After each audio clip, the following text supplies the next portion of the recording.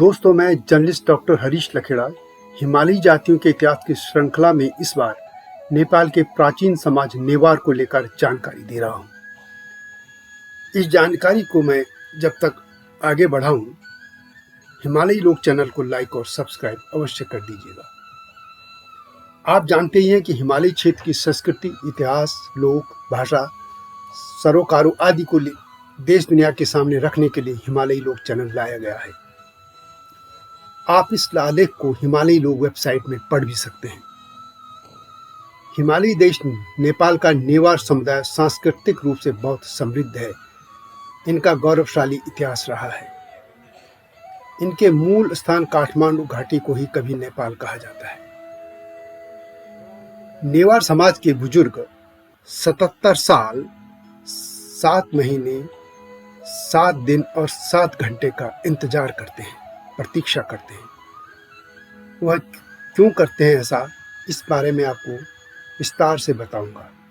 लेकिन पहले नेवारों के बारे में जानकारी दे देता हूं ताकि आप मामले को अच्छी तरह से समझ सकें। नेपाल में नेवार एक समाज है। जिस तरह से कुमाऊनी, गढ़वाली, हिमाचली आदि समाज हैं, उसी तरह नेवार भी एक समाज है जिसमें हिंदू व बौद्ध सभी शामिल हैं। काठमांडू उपत्यका में सदियों पहले रहने वाले लोगों ने मिलकर जो समाज बनाया, वही आज का नेवार समाज है। इसमें 70% आर्य नस्ल के तथा 30% मंगोल नस्ल के लोग हैं। यह भी कहा जाता है कि सदियों पहले काठमांडू उपत्यका में आए खस, मगर, किरात आदि जातियों के लोग भी नेवार समाज में समाहित हो गए थे। यही कारण है कि खस, मगर, किरातों आदि के सरनेम भी नेवारों में मिलते हैं और इनके चेहरे मेहरे दोनों तरह के, आर्य जैसे भी और मंगोल जैसे भी। कुछ इतिहासकार मानते हैं कि नेवारों के पूर्वज लिच्छवी थे, जबकि कुछ कहते हैं कि नेवारों की उत्पत्ति दक्षिण में नायर समाज से हुई है। वे कर्नाटक के राजा न्यान्या देव के साथ नेपाल आए थे। यह भी कहा जाता है कि नेवार आर्य, मंगोल और ऑस्ट्रेलियाई जनजातियों का मिश्रण है। कुछ मानते हैं कि नेवार जनजाति नहीं है और यह एक समुदाय है जो भारतीय और तिब्बती मूल का मिश्रण है। नेपाल के प्रसिद्ध इतिहासकार गुरुमान गुरु भी मानते हैं कि नेवार ही असली किरात है। इनकी भाषा को नेपाल भाषा कहा जाता है। नेपाल भाषा को कुछ लोग नेवारी भाषा भी कहते हैं। नेवार समुदाय से संबंधित सभी चीजों को नेवारी कहा जाता है और यह भी कहा जाता है कि नेपाल शब्द की उत्पत्ति नेवार से ही हुई है। हालांकि इस मामले में विभिन्न धारणाएं हैं। नेपाल शब्द का प्रयोग सर्वप्रथम महान विद्वान चाणक्य यानी कौटिल्य ने अपने अर्थशास्त्र में किया था। उस काल में बिहार में जो मगधी भाषा प्रचलित थी, उसमें रा का उच्चारण नहीं होता था। सम्राट अशोक के शिलालेखों में राजा के स्थान पर लाजा शब्द प्रयोग हुआ है। अतः नेपार, नेवार, नेबार इस तरह विकास होने का यह अनुमान लगाया जाता है। एक धारणा यह भी है कि ने ऋषि ने पाल गुफा में यहाँ तपस्या की थी और इस तरह इसका नाम नेपाल बन गया। तिब्बती भाषा में ने का अर्थ मध्य और पा का अर्थ देश होता है और तिब्बती लोग नेपाल को नेपा ही कहते हैं। नेपाल और नेवार शब्द की समानता के आधार पर डॉक्टर ग्रियर्सन और यंग एक ही मूल शब्द से दोनों की उत्पत्ति मानते हैं, जबकि टर्नर ने नेपाल, नेवार तथा नेवार, नेपाल दोनों स्थितियों को स्वीकार किया है। दोस्तों, नेवार के इतिहास को लेकर भी बता देता हूँ। एकीकरण से पहले काठमांडू घाटी को ही नेपाल कहा जाता था।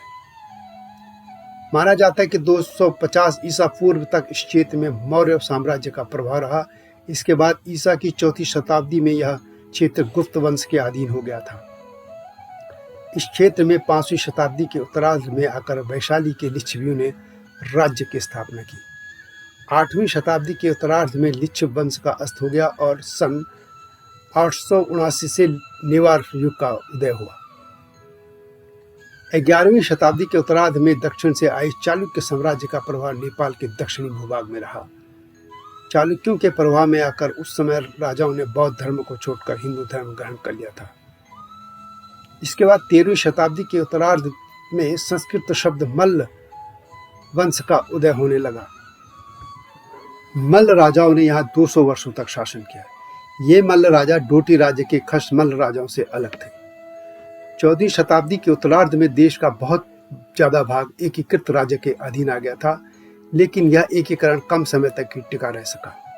बाद में काठमांडू घाटी में नेवारों के 3 राज्य स्थापित हो गए, यानी 1482 में यह राज्य 3 भागों में विभाजित हो गया, कांतिपुर, ललितपुर और भक्तपुर, जिनके बीच में शताब्दियों तक मेल नहीं हो सका। बाद में गोरखा राजा पृथ्वीनारायण शाह ने 1765 के आसपास नेपाल का एकीकरण किया और इसके साथ ही नेवार भी गोरखा साम्राज्य का हिस्सा बन गए। नेवार समुदाय में जातीय, नस्लीय और धार्मिक विविधता के विभिन्न पहलू शामिल हैं। वे लिच्छवी, कौशल और मल्ल जैसे इंडो आर्यन जनजातियों से संबंधित भारतीय महाजनपद यानी बज्जी, को, कौशल, मल्ल और लिच्छवियों के साथ ही यहाँ अलग अलग समय पर पहुंचे लोग नेवार समाज में समाहित होते रहे। इनमें कान्यकुब्ज, बंगाली, राजस्थानी, असमिया, मैथिली आदि शामिल हैं। ये लोग सदियों पहले नेपाल चले आए थे।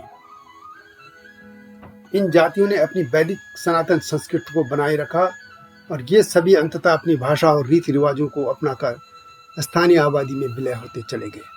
इस तरह इन सभी ने नेवार सभ्यता का जन्म दिया। जैसा कि मैंने पहले भी कहा, अधिकतर नेवारी हिंदू हैं और कुछ बौद्ध भी हैं, और यह भी कह सकते हैं कि यहाँ हिंदू और बौद्ध एक दूसरे के साथ समाहित हैं। अब नेवार समाज की सबसे बड़ी विशेषता का उल्लेख कर रहा हूँ। इसे भारत को संसार भर के लोगों को अपनाना चाहिए, जो कि अपने बुजुर्गों को वृद्धावस्था में छोड़ आते हैं। नेवारी समाज के लोगों की जैसे जैसे उम्र बढ़ती है, घर, समाज, परिवार में उनका सम्मान उतना ही बढ़ता चला जाता है। नेपाल में नेवारों के अलावा खस, मगर, किरात आदि सभी समुदायों में अपने बुजुर्गों को सम्मान देने की प्रथा आज भी जिंदा है, परंतु नेवार में सबसे अधिक है। भारत के हिमालयी क्षेत्रों में भी यह प्रथा थी, परंतु भारतीय अन्य समाजों की संगत के कारण उनमें भी अपने बुजुर्गों को बेसहारा छोड़ने का दुर्गुण आ गया है। नेवार में वृद्ध होने पर उन्हें सम्मानित करने की प्रथा है, इसे जुंग को कहते हैं। नेपाल में माना जाता है कि मनुष्य को लंबी उम्र इसलिए मिलती है कि उसने ज़्यादा पुण्य किए थे, इसलिए उस बुजुर्ग के अच्छे स्वास्थ्य और लंबे जीवन की कामना के लिए उद्देश्य से उनसे आशीर्वाद मांगा जाता है। नेवारी सांस्कृतिक मान्यताओं के अनुसार मनुष्य को इतना लंबा जीवन जीने के बाद देवता के समान माना जाता है और इसी अवसर पर यह कार्यक्रम आयोजित किया जाता है। इसके लिए कई कार्यक्रम होते हैं। पहला जुंको यानी भीम रथरोहण।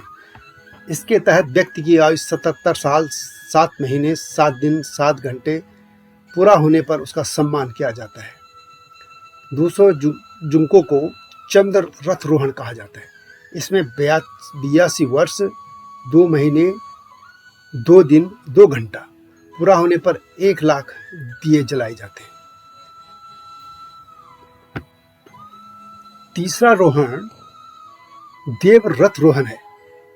तब आयु 88 साल 8 महीने 8 दिन 8 घंटे होने पर बुजुर्ग को रथ यात्रा के बाद खिड़की से घर के भीतर लाया जाता है। चौथा जुंको को दिव्या रथ रोहण कहते हैं। इसमें आयु 99 साल 9 महीने 9 दिन 9 घंटा पूरा करने पर बुजुर्ग को एक नए ध्याम्पो में डालकर उस ज्ञाम्पो की पूजा की जाती है। फिर दोबारा बच्चा होने का एहसास होने पर उस चार को तोड़कर उन्हें बाहर निकाल दिया जाता है। इस समय उन्हें पहिएदार रथ में बिठाकर सवारी कराई जाती है।